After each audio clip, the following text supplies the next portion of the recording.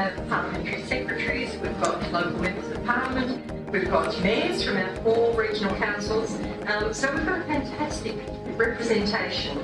I'm here tonight to listen to the communities of the Mallee about what's important to them and what the messages that they want the regional partnerships to consider in bringing to government that's going to improve their communities. I came up to Mildura today to see what was happening.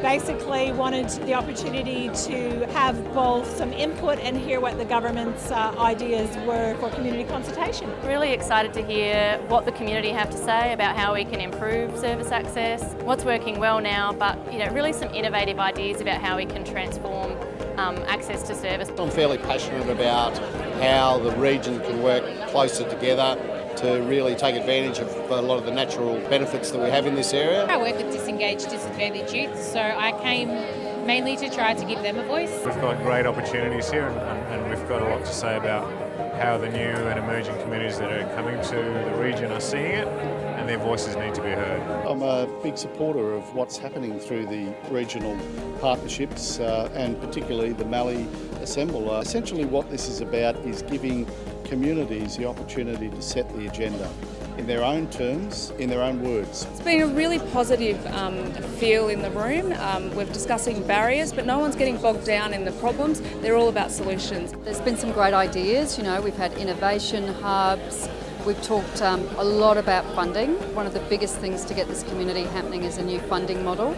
So we get our fair share of funding out of Victoria, out of the government. The greatest thing is we've got a terrific place here to live, work and visit.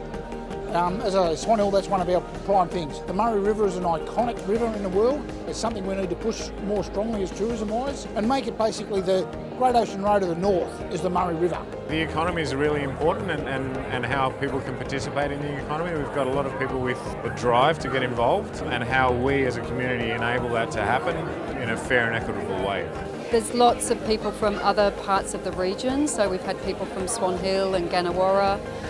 We've really had people sitting up and speaking for those really small regional towns. There's been a lot about education, about multiculturalism, and it's just getting all these ideas on the table instead of just talking about the problems, talking about the solution. I'm really passionate about obviously water infrastructure. I'm also passionate about exactly what infrastructure we build so that it actually is able to last, the next 40, 50, 80, 100 years. One thing I am very interested in is how we can do more in the food area. How we can recognise some of the natural advantages, particularly in solar energy for Mildura.